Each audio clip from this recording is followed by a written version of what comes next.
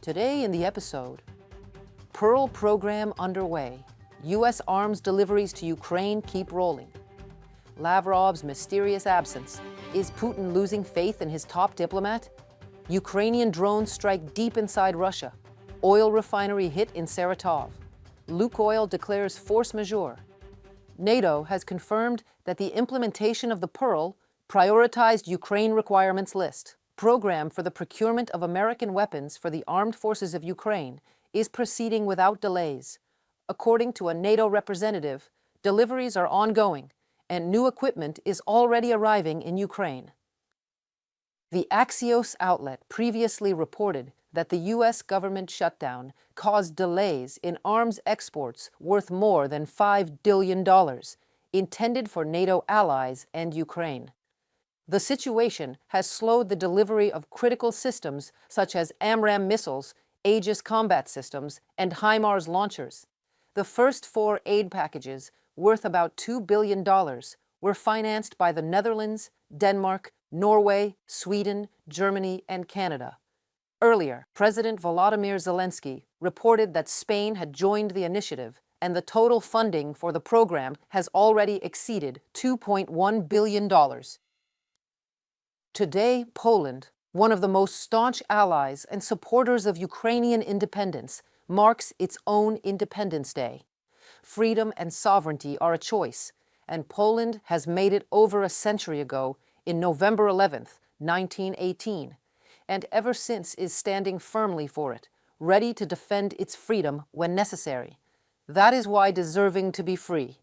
Congratulations, Poland, for being powerful and free. Experts report that about 70% of the ammunition used by Russia in its war against Ukraine is supplied by North Korea. Since the start of the full-scale invasion in February 2022, Pyongyang has delivered roughly 6.5 million shells to Moscow. Russia has purchased electronic components from China, the US, and Europe to produce tanks and missiles, while Iran has supplied around 2,200 drones and explosive-making technology. Recent high-level talks in Pyongyang between Russian and North Korean officials focused on further strengthening military cooperation. Ukrainian defense officials warn that this logistical network, spanning North Korea, China, and Iran, sustains Russia's invasion and prolongs the conflict. The National Anti-Corruption Bureau of Ukraine, NABU, together with the Specialized Anti-Corruption Prosecutor's Office, conducted large-scale investigative actions at the state-owned company Energoatom, which is responsible for nuclear energy production in Ukraine. According to NABU, the investigation lasted over 15 months and involved more than 1,000 hours of audio recordings. Investigators are looking into details of a corruption scheme in which contractors allegedly paid 10 to 15% of contract value as kickbacks to secure deals with Energoatom. Searches targeted the homes and offices of high-ranking officials connected to the energy sector. The actions caused political resonance and sent a clear signal. No one is untouchable, even during wartime. Any effective action against corruption is greatly needed. The inevitability of punishment is essential. Energoatom currently provides Ukraine with the largest share of power generation. Integrity within the company is a priority. The energy sector and every field. Everyone who has built corrupt schemes must face a clear procedural response. There must be convictions. And government officials must work together with NABU and law enforcement bodies and do it in a way that delivers real results. The NABU investigation at Energoatom became a confirmation that public pressure has real power. Only a few months ago, Ukraine experienced a wave of cardboard protests, peaceful demonstrations against a law that could have weakened the independence of NABU and SAP. Thousands of Ukrainians demanded protection for anti-corruption institutions, demonstrating democracy, transparency, and the country's pro-European course. U.S. President Donald Trump stated that the war launched by Russia against Ukraine no longer carries the risk of turning into a third world war. He said this while speaking to reporters. He also repeated that he had stopped 8 wars, adding that the end of the 9th one is still ahead. We could have a world that's on fire where wars come to our shores very easily if you had a bad president. We had a horrible president, and we ended up with Russia, Ukraine, and we ended up with other disasters, too. Don't forget, I put out 8 wars, 9 to come. I think I'll get the other one taken care of. But I put out 8 wars. And look at the damage that Russia, Ukraine has done to us as a country. I mean, we spent $350 billion. We're not spending any money anymore. Now they pay us through NATO. You know, I got NATO to go from 2% to 5%. Well, that's very important. If I weren't president, that war could have led to World War III. It won't. It's not going to anymore. But when I first got in, I said, wow, this situation could lead to World War III. And I got NATO together. I got everybody together. U.S. President Donald Trump has announced plans to reduce import tariffs for India, citing what he described as New Delhi's near halt of Russian oil purchases. He made the statement during the swearing-in ceremony of the new U.S. ambassador to India. According to Trump, the Indian government under Prime Minister Narendra Modi has practically stopped importing Russian oil, a move the White House views as a positive step in reducing support for Moscow. In return, Washington is ready to review and lower existing tariffs on Indian goods. The president did not specify when the tariff reductions might take place. India was previously hit with a 25% penalty tariff from Washington for what the U.S. described as excessive imports of Russian oil, purchases that, according to American officials, indirectly funded Russia's war against Ukraine. On the night of November 11, drones attacked an oil refinery in Saratov, causing a large fire. This was reported by regional governor and Russian telegram channels. The Saratov oil refinery, part of the Rosneft structure, processes around 4.8 million tons of crude oil annually, supplying fuel to the Volga region. The attack is part of a series of strikes on energy facilities deep inside Russia, aimed at reducing the country's fuel production capabilities. The extent of the damage has not yet been disclosed. In addition to the strike on the Saratov oil refinery, Ukrainian drones were active overnight, with Russian air defenses responding over Crimea, Oryol, Lipetsk, Rostov, Bryansk, Voronezh, and Kaluga regions. Ukrainian Special Operations Forces drones struck the Gvardiiska oil depot in occupied Crimea.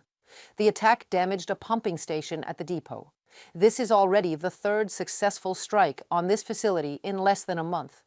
The Gvardiiska oil depot is a key part of the fuel and logistics system of the occupying authorities in Crimea, playing an important role in supplying military facilities and transport for the enemy forces. The Special Operations Forces of Ukraine continue asymmetric actions aimed at completely exhausting the enemy and enabling ongoing offensive operations. Russian oil giant Lukoil has declared force majeure and halted operations at the West Korna 2 oil field in Iraq, one of the world's largest oil deposits. The move comes after the United States and the United Kingdom imposed sanctions on Lukoil in October, prompting Iraq to stop all payments to the company, both in cash and in oil.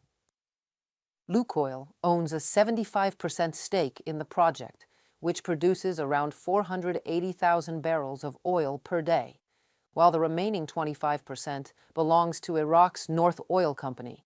In an official letter to the Iraqi Ministry of Oil, Lukoil cited force majeure circumstances preventing it from continuing normal operations. If the situation is not resolved within 6 months, Lukoil could fully withdraw from the project, marking a significant disruption in Iraq's oil production and a major setback for the Russian company. When European politicians talk about how powerful Russia is, that's exactly what they fear: madness. We must destroy the Russian army once and for all. Later, they may return as a modern state or disappear into oblivion. I don't care. But the empire must end now, writes Western OSINT analyst Andrew Perpetua on X. Footage shows Russian troops entering Pokrovsk from the south, both on foot and using carts, buggies, and other vehicles. They are, of course, taking advantage of difficult weather conditions to infiltrate the city as effectively as possible. The situation near Pokrovsk and Myrne in Donetsk remains tense as Ukrainian forces fight to hold the flanks of a so-called pocket while Russian troops continue their offensive. Ukrainian Commander-in-Chief Alexander Syrskyi told the New York Post that Russia has concentrated a large portion of its forces, around 150,000 troops, including mechanized units and 4 Marine brigades, in the area to break through Ukrainian defenses. He emphasized that Pokrovsk remains under Ukrainian control, countering Russian claims of its capture. Syrskyi said Russia aims to encircle Pokrovsk and neighboring towns to cut supply lines and force civilians out, setting up a final maneuver to take control of Donetsk.